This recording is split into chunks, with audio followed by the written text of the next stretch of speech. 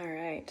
I am feeling a little bit rusty with my video skills or just video presence. It's been a little while since I've done this. And to be honest with you, I'm in such a liminal transition phase that I just moved houses and I feel very vulnerable and kind of raw and just honestly, like I don't quite know who I am or who I'm supposed to be right now. And maybe that's a shared feeling with other people in the world right now. I know that that's kind of alive in a collective energy.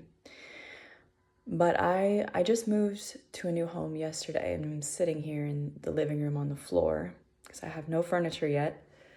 And I have this like makeshift oracle like an oracle deck that I made for myself that's just all these like little scraps of paper with all kinds of things to do whenever I have a day that I don't really know what I want to do or I want to go through some sort of pattern interruption.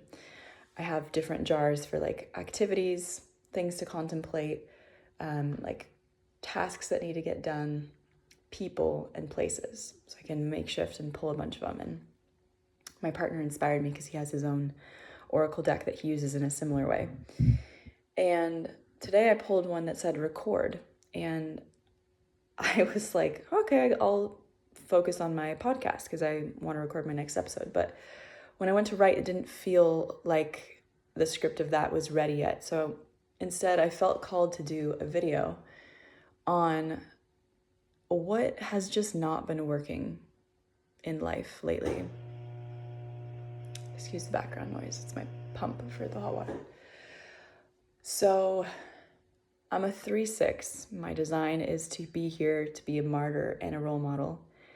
And so the trial and error process and being able to show what does work and what doesn't feels like an important part of my process. And for me, just kind of telling the story of my life feels really just good. It feels good. It feels healing. And I hope that from my personal lens and from what I've experienced, that even if it's not exactly your design or exactly what you're experiencing, that perhaps you can take something from that and apply it to yourself. So there's a lot of things that I have found to be not working recently. Also a lot of things that I find that do work really well, but it seems like the last couple of months have really pushed me into a uncomfortable space of radical honesty, of things that just cannot be in my life anymore or cannot function the same way. So yeah, I feel like sharing those. There's 3 main ones. And I learned this because, somebody said to me recently, or I read it somewhere, that we don't often learn lessons through like joy and ease and grace. We can, but oftentimes the lessons that really stick are uncomfortable, right? It's like why we change. There's some sort of friction or resistance that makes us go, ooh, I don't like that. I want to feel differently, right? If everything was just beautiful and perfect, would we really change anything? Would we really grow? And I feel like I could go way into that and unpack that in a different perspective too. But I'm gonna speak to personally. In the last 2 months, had a phase of life where I was not able to sleep. And for me, most of my life, sleep has been pretty easy, it wasn't something I ever thought of. It wasn't something I had a difficulty with. And it wasn't until my Saturn return, and probably sometime in the middle of it, that I started to have sleep disturbances of either not being able to fall asleep well or waking up in the middle of the night. And this time it was waking up, it was sometimes having a hard time falling asleep, and every single night waking up between 1 and 3 o'clock, which I found out was the liver hour in Chinese medicine. And coincidentally, my liver and my heart would be on fire when I was waking up. It's like there was so much heat and sensation and discomfort and anger and bitterness and things. Anyway, this portal, and if you've ever experienced insomnia, and I know I'm probably speaking to some people who have, because I know it's a pretty prevalent experience for a lot of people out there. I never had compassion for that until now. There is a specific kind of portal that opens up inside of somebody when you are not sleeping. It's like there's this whole other, almost like a realm of yourself, is what it felt like to me, that I was dancing in, that just other people were just unaware of. And it was like, wow, I'm in this, but and it just kept going and going and going. And my mind, is analyzing this as a problem and going like, okay, maybe it's this, maybe it's this, maybe it's this, trying to figure it out incessantly. And it turned into a really like hyper fixation of all of these victim stories in me for a while. And this just really charged emotion. And meanwhile, I'm looking at that going, I'm not an emotional being. I'm not here to be this emotional. I'm not here to be figuring all of this out. Like, my mind is supposed to be here for the other. I'm not invited to use my mind to figure all of this out right now. My head's not defined. There's, it's like the mind can do so much when our body is exhausted, and then it's perceiving that there's an issue. And so it's trying to figure it all out and applying every narrative that you've ever learned from every system and every person. And it got really uncomfortable. And I noticed as this period of time kind of unfolded, and as I was getting, at first, it was kind of a wave. At first, it was like really intense victim thoughts, all of this pessimism, stuck in looping and just so emotional. And I reached this peak, and I realized in myself, it was like I almost had to hit this like breaking point in myself, is what it felt like. And I had these realizations coming to me that there was this part of me from childhood that was caught in this need for drama, this drama cycle of like, oh, if I'm dramatic, I'm going to get attention, or if I'm a victim in this way, I'm going to, get attention in this way. And it became really clear to me that I was in this phase of really going onto the roof for my 6th line, and I was being asked to almost like allow my mind to just off gas all the things that used to get me to take the bait, and to just completely cut fuel to them, fuel being my awareness. And I have such an interesting design. Like, I wish that I knew more 3/6s so that I could pick their brain on how this experience was for them at this phase of life specifically. But I've spent the first part of my life as a 3/3, nothing really working. I went overly into optimism to try to like make myself feel better about how pessimistic life was and how much it wasn't working. I was like living in a fantasy land. And now at this junction of life, I can feel that there is this part of my true self that is asking me to detach, to become way more stoic, is the word that keeps coming to me. It's just like, it almost to me feels a little bit cold, like removed, or like almost like I don't give a shit about anything, but it feels most authentic to me. And yet there's so much momentum that we can build up from the way that we've been living for years. There's a momentum to the thoughts and the subconscious programming and the emotions, so that when this new part of us comes in, when we're climbing up onto the roof, I feel like there's not enough people who talk about this, because this transition is huge, and it's not always comfortable. I have heard people talk about it, of coming down off the roof, and that is also a really like abrupt shift. But yeah, I have found that it's, for me as a 3/6, to feel this, to experience this pessimistic mind, but this kind of like optimistic body and this detached perspective, and then this, my view is personal, and so it's like all the trial and error and all the pessimism comes through this personal lens.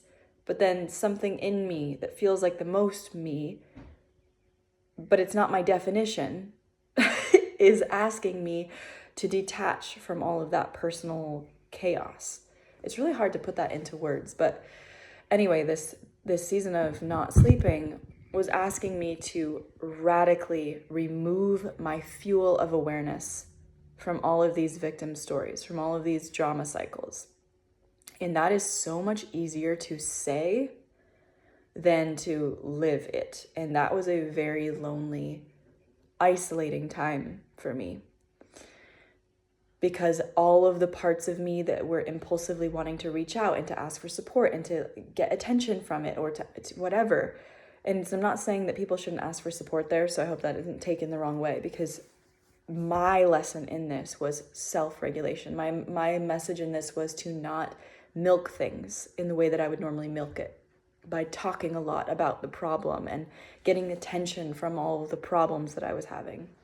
It was to cut ties with it, to literally just be with what was happening in my actual body. For example, if I was feeling all this sensation in the middle of the night, to just literally breathe for hours into that part of my body. And maybe there's emotion and there's probably tons of thoughts, but to not chase after them, to just be stoic, to be like, cool, And maybe emotion would roll through me, but then to come back to that stoicism and not get caught in over-analyzing every part of that emotion and trying to figure out from this charged emotion, because to me, that is where mastery happens for us as humans, is that we can experience an emotion, like an uncomfortable emotion. Like, I'm switching over to my iPad because I ran out of storage, so sorry for the delay. What I was saying was that I believe that mastery comes when we can experience a difficult emotion, like fear, or anger, or sadness, something that we don't typically want to experience. And as that's happening, we can stay with the sensation without tying it to a ton of stories. Like, we don't trail off into amplifying the emotion more and more and more and holding it in. So that was what I was learning, was how to do that, because I really had a strong attachment to emotion, and I am not an emotional being. I only have my ajna and my throat defined, and I've been told quite a few times over the last couple of years that I need to move away from being so emotional. Not because emotions are bad, but because it's literally not my design. I'm not here to be in that constant wave. And a lot of my deconditioning happened in this phase of being really uncomfortable, not sleeping. And something that I learned about this, it was like every day I had a new lesson from what this was teaching me, but there was 3 main takeaways. The first one was stoicism, which I just spoke to, and the power of taking away the fuel of our awareness in going into like excessive figuring out or analyzing, especially when combined with emotion. I'm going to add to that because there's more. It wasn't I was just learning it in this moment. It felt like I was experiencing this disruption in my sleep because I was not honoring the part of myself that is meant to be more stoic. And the reason that I often haven't in the past is usually because people pleasing. Because I find that when I am really stoic and I don't have a lot of expression, I feel, let me say it this way. When I pierce into somebody with my aura, with total presence, and I don't create a lot of extra noise, meaning like, oh yeah, that kind of thing, where you're just like, you're kind of living up here in this, for me it feels like almost like a hyper-vigilance where I'm like anticipating what they're going to say and I'm trying to fill space, and there's like this little bit of anxiety. And when I root down into my body and I feel what's true to me now, there are so few occurrences where I actually want to be that expressive, and yet that has been a momentum in my life of, I call it people pleasing, because oftentimes I would make a lot of extra noise or fill silence to make somebody else feel comfortable. I wanted them to like me. I didn't want them to think that I was cold or rude or mean. Like, there's so many stories that come up for me when I just am stoic in conversation, because a lot of times my face just wants to be literally like this, and instead I'm like, and how much energy it takes to keep up that facade. And I felt like I reached a breaking point after my Saturn return, where it was like those things prior to Saturn return, we kind of get away with things during that phase. And all of a sudden, I'm covered in chills right now, truth bumps. The second that we get into our Saturn return, especially if we don't have a sacral and we don't have this like regenerating force of energy. We have to be more on top of our shit. And I feel like life was teaching me this, was like, you can't get away with being fake like that anymore. You can't keep giving away energy that you don't have. You don't have excess energy to just be something that you're not. You need to be true and correct to yourself.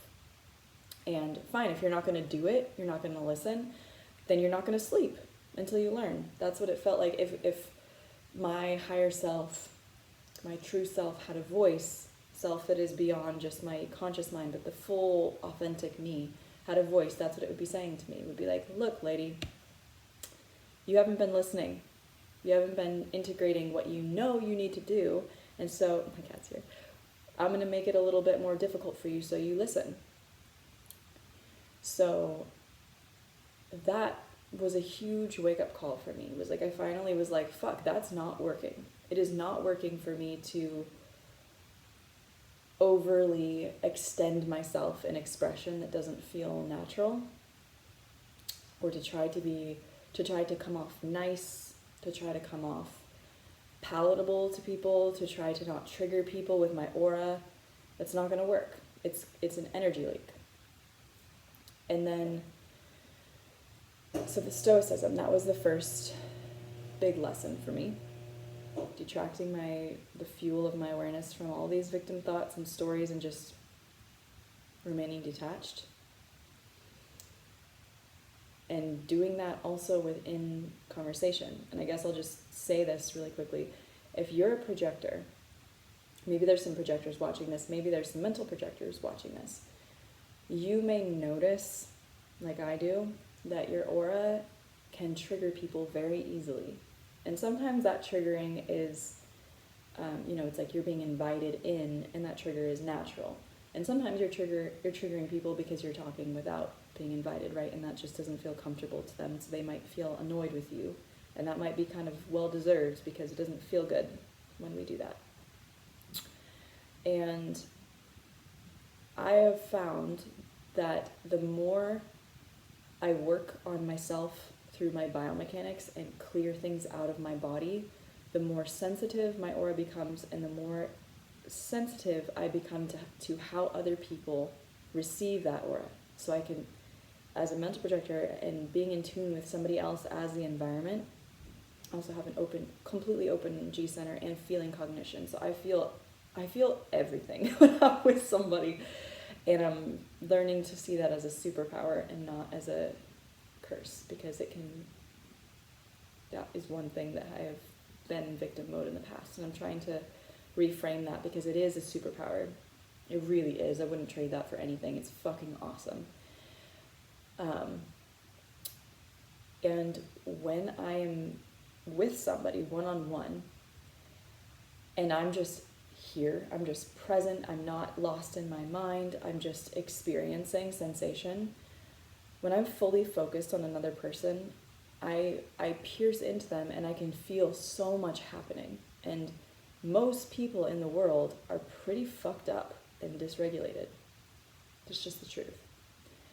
Luckily, my community is incredibly healthy and incredibly correct, and everyone is using strategy and authority and working on their biomechanics, and so they're very easy to digest. They're very easy to be around. They're very regulated.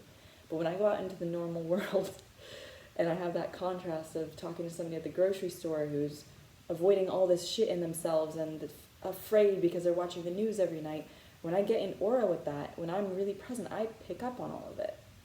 And what I feel oftentimes is that people become really uncomfortable with my aura because it illuminates, and that's what the projector aura does. It illuminates things that people might not want to see. And somebody said this to me recently, is that projectors guide without ever even speaking, and that really feels true to me. Like, your aura can do so much without you even saying a word, because of the experience that people have with it. It's like a flashlight shining into all of their stuff. And sometimes people really don't want that, right? And so those are the moments that it has been easy for me in the past to kind of get up here and feel this like head pressure to respond, to feel space. It feels like I'm trying to create excess noise to distract, like to stay up here in the mental space so that we can distract ourselves from how uncomfortable the sensation is of whatever's coming up in their body or my body, as this conversation between our auras. Because I'm sure it's also my own stuff. It's both. And so what I'm practicing right now is to bring all of my awareness down into my legs and use positive pressure, which is, if you're not aware of pressures, positive pressure is where you kind of like push down as if you were going to pee, but you push that pressure down into your abdomen, into your legs. And what that does, my belief is that pressure is linked to our spirit, brings more of your spirit into your body, brings your awareness down into your legs, into your lower half. When we're trying to eject, when we're trying to distract, avoid, disassociate, go into our minds, we bring ourselves back in. And this is such a practice for me. I wish this could just be an overnight, like, cool, I learned it and I just implemented it, but it is a practice for me. And I'm learning. And slowly over time, what I'm finding is that when I'm really, really present and I don't give into that head pressure, what actually ends up happening, it might take a couple seconds, but what actually ends up happening is that the other person ends up finding a deeper regulation too when I'm really present. Is that they kind of can find a sense of gravity in my presence. Instead of me being in this hyperactive, like, oh, I need to save them because there's so much sensation here. It's like, no, I'm actually gonna set the tone for the environment. I'm gonna pivot here in case there's any mental projectors watching. Huge aha moment and light bulb moment that I've had lately is that we are taught this story, this idea that the environment influences us. But if you go back to like standard just hermetic principles and law of attraction and energy, quantum physics, all of that, we know that internal is then reflected externally. So it gets us really mixed up when we start thinking the other way around, that everything in the environment is influencing us. And it's not wrong, but it is not the whole story. It is not the whole story. I'm getting truth bumps again. The truth that I have found for myself is that it goes both ways. And if we actually start to understand that we are the environment and our decisions, our choices, our regulation, our experience internally is actually what we will experience in the environment too, that feels a lot more powerful to me. And I've seen it work so many times. For example, I used to think that, I used to go into a coffee shop, for example, and become so dysregulated because I had all these stories. Oh, I'm feeling so many sensations, and oh my God, everyone's jittery and like hyped up on caffeine, and now I'm like a victim of this environment. And I had a friend say to me, she was like, I wonder what would happen if you actually got into the environment and you looked around at each person and you gave them a story. You were like, that guy is, a teacher and he's here on his break and he's, grading his students' papers. And then you thanked them for whatever energy they're adding to the environment. Instead of being a victim to it, you thanked them for it. And I started to do this. And just the mindset shift of seeing it as a gift instead of being a victim to it allows that feeling of whatever's happening in the environment to be used so much differently. Because when you say thank you for something, there's an acceptance to it that's allowing a gift frequency rather than this like, ooh, something's happening to me. It's like, oh, suddenly it's happening for me. What can I use this energy? The energy is not inherently bad. It's just moving at a certain frequency. So I started to do that, and I started to notice a huge shift. Huge. Now I no longer feel like a victim in those places. I'm just like, cool. The energy feels like this today. I have an access point that other people don't have. How cool is that? I'm experiencing the weather of this room. How does that want to move in my body? I don't need to make it personal. I don't need to make it about me. I'm just experiencing it. Great. And then I realized that not only am I not a victim to it, but I can actually influence environment as well. When I find regulation in myself, I notice that the entire environment shifts to meet me. So I started playing with that with people.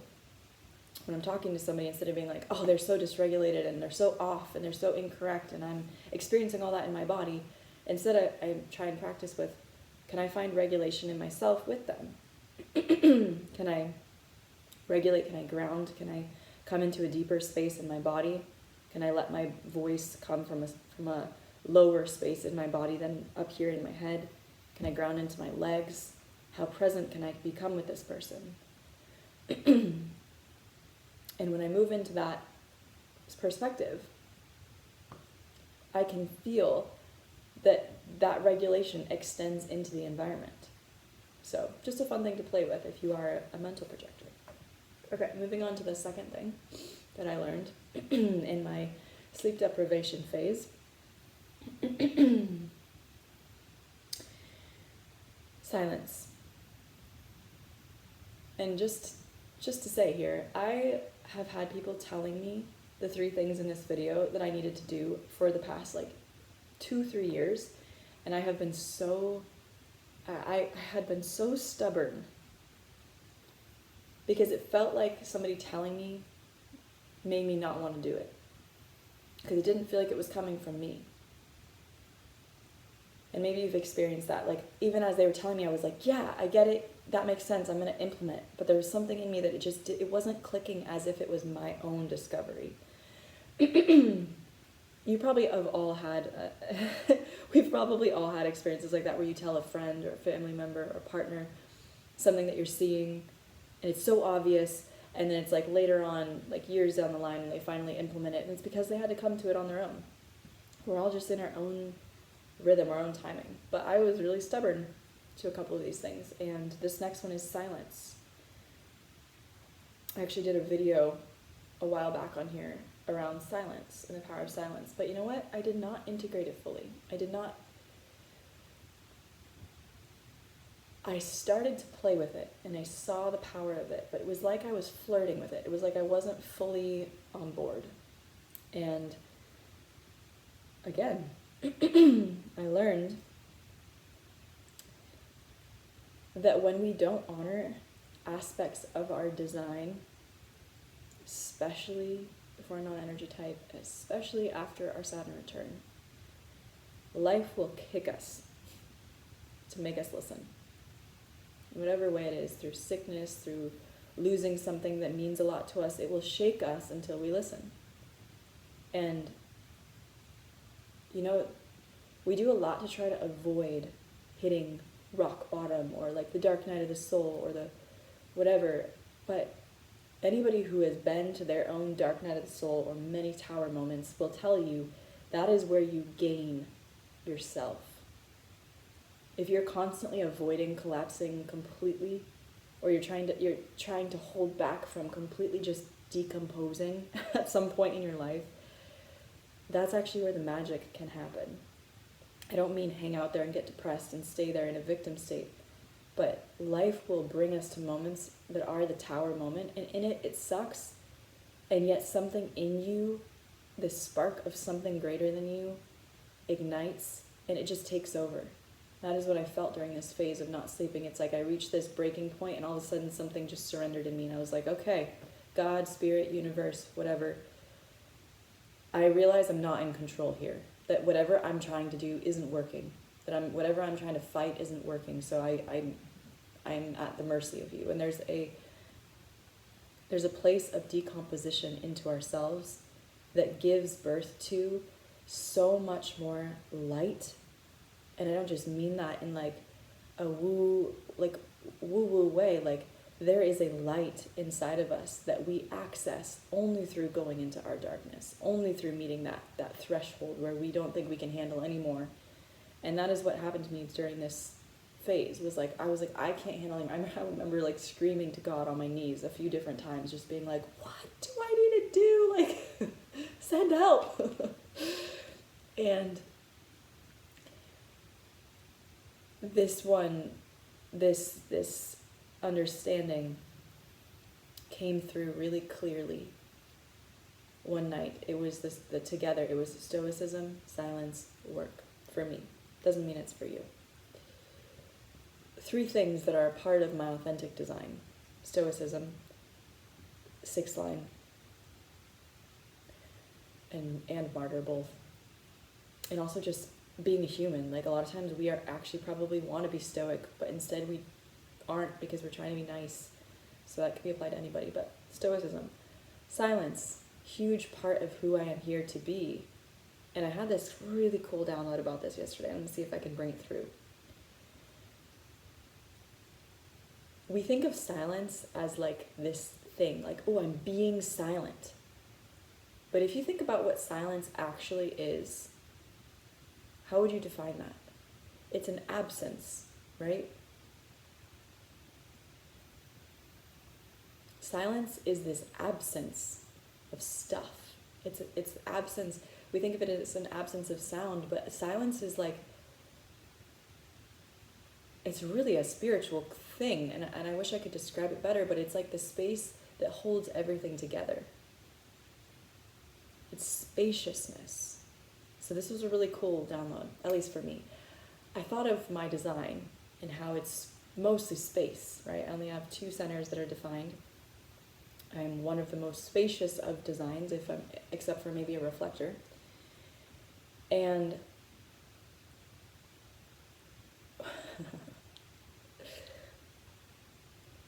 to me, that feels like myself. My experience of myself and of life should be mainly silence, mainly space, until I am invited to share my mind. Because I have nothing else that's really me inside. And so if I am rejecting silence, I'm rejecting myself.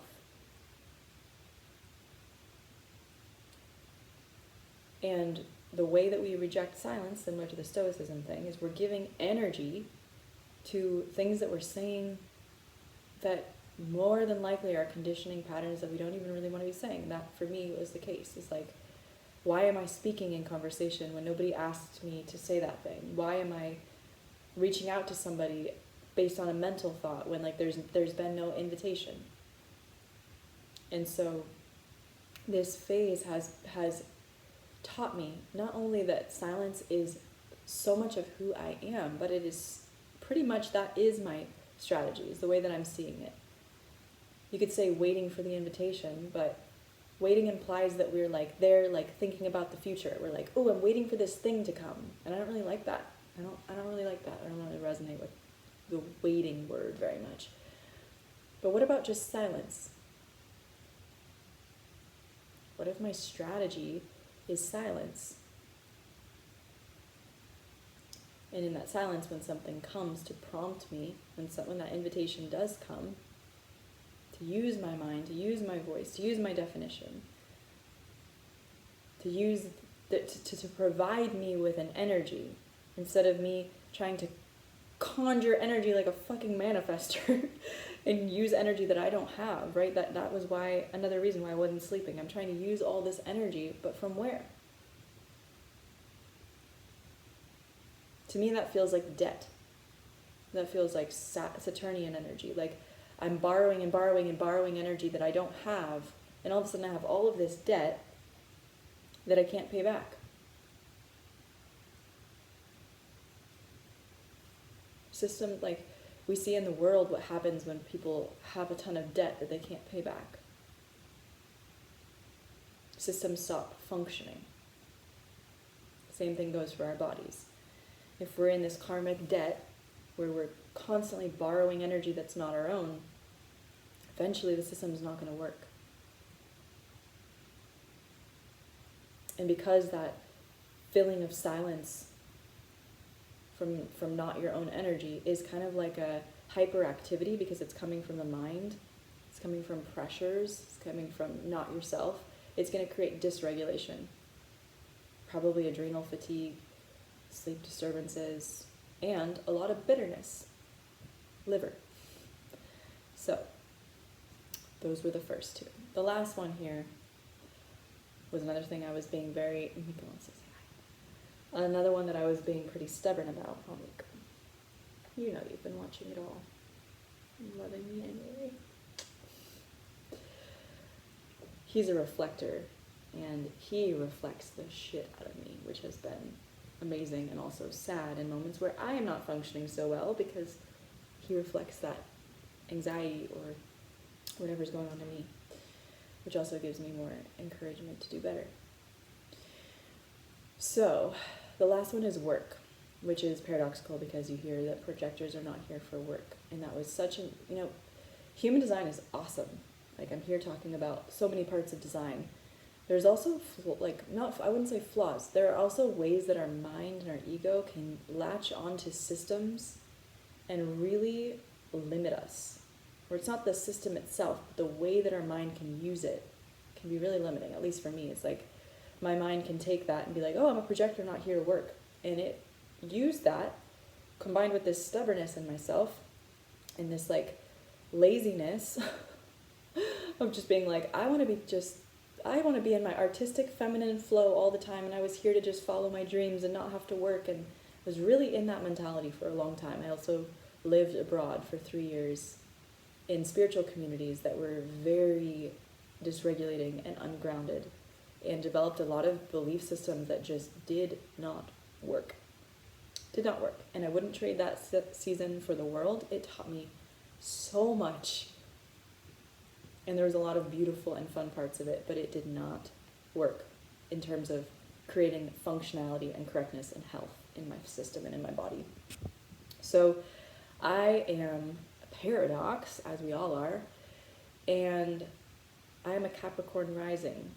So even though I am a projector, maybe not here to work a lot, I am here to work. Our rising sign is like, somebody said it really well the other day in a post. Yeah, you want to eat my hair? Yeah, cool. All right, you do that. It's not distracting at all.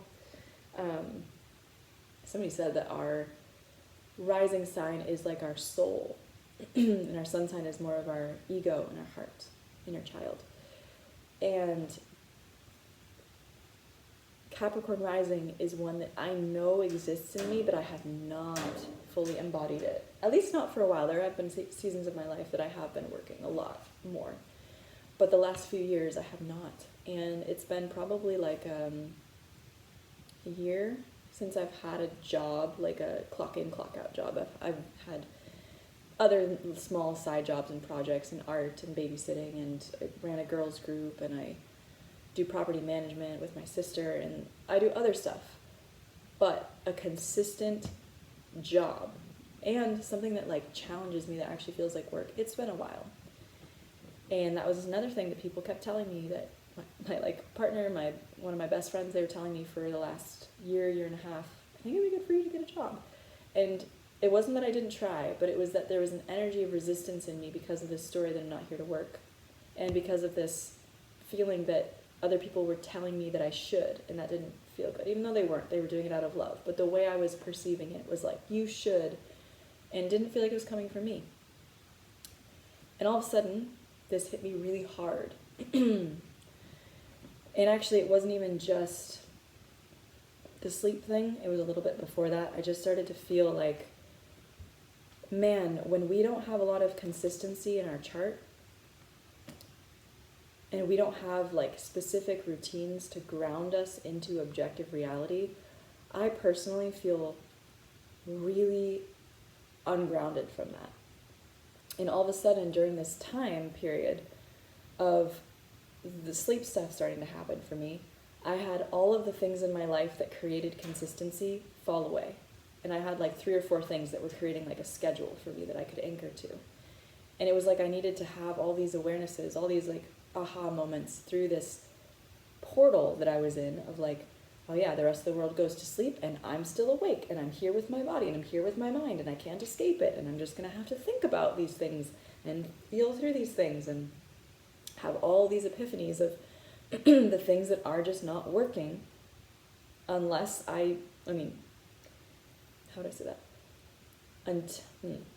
So that I will make a change, so that I will choose something differently.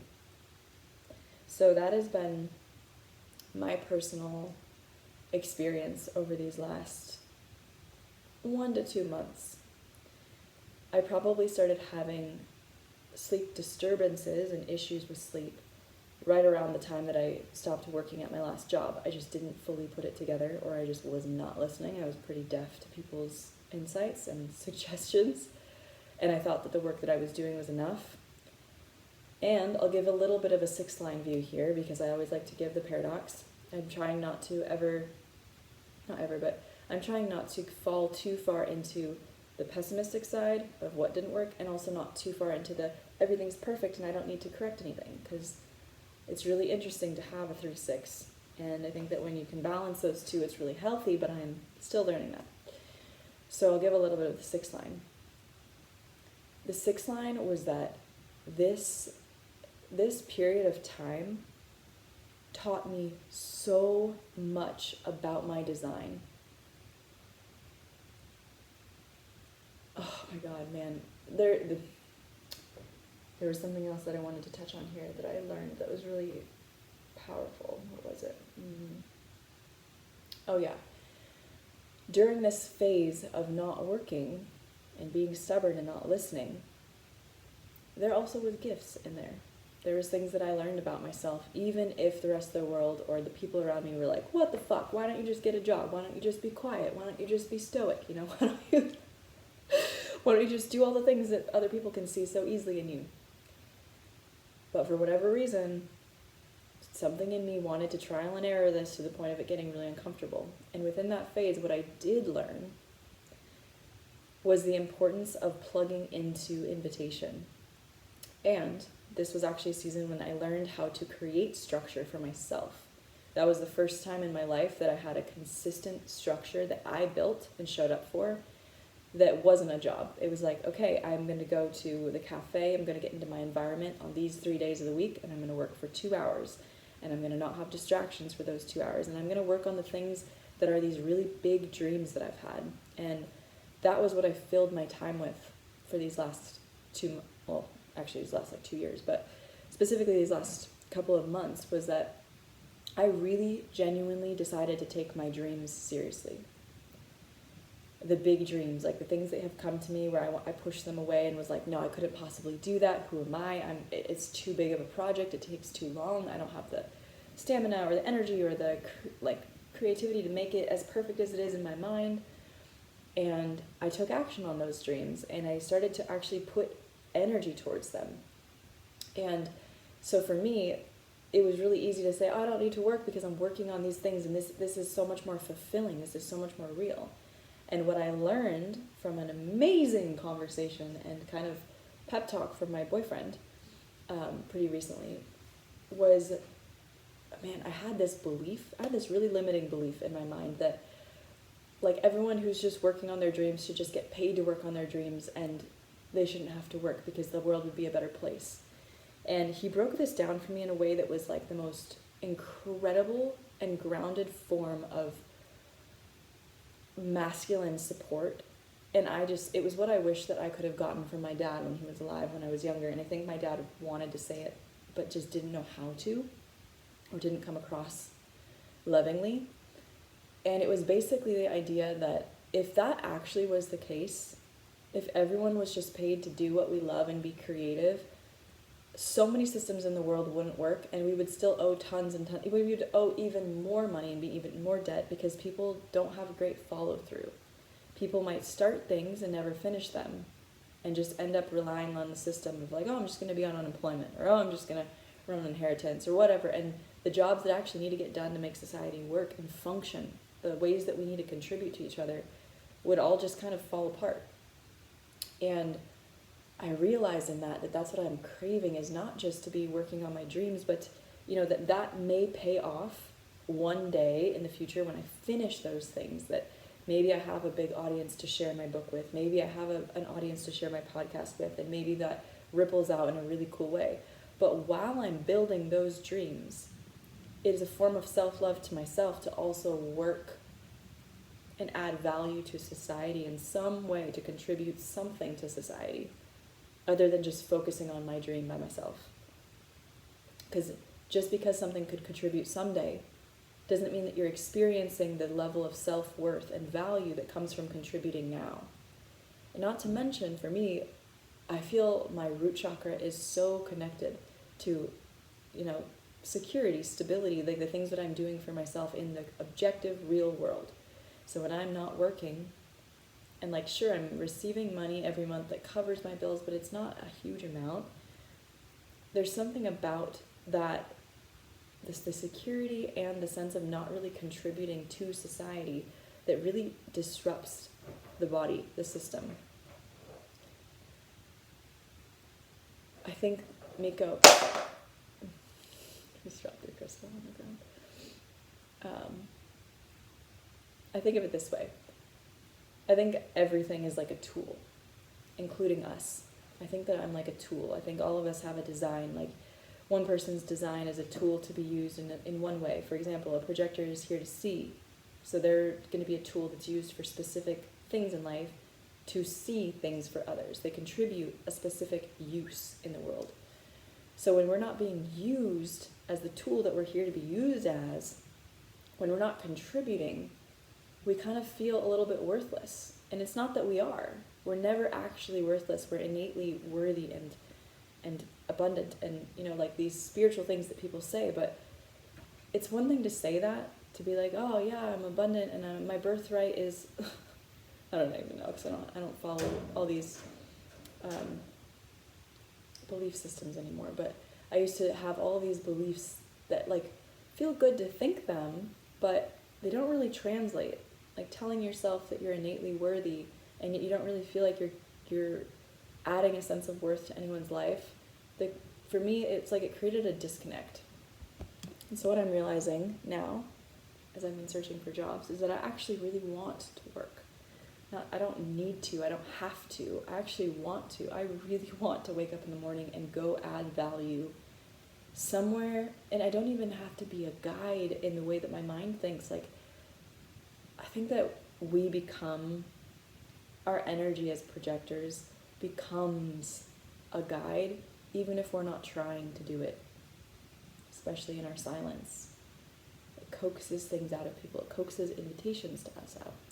So maybe I'll do another video once I get a job and once I'm solidifying these three and kind of share what has worked as I integrate all of those. But this is what did not work and what I am currently in the process of changing. And yeah, feeling excited to see what shifts. I'm seeing it in little ways as my sleep begins to get better, as I am more quiet and working on stoicism. And I feel like a huge shift is going to come when I get a job, when I have consistent work again.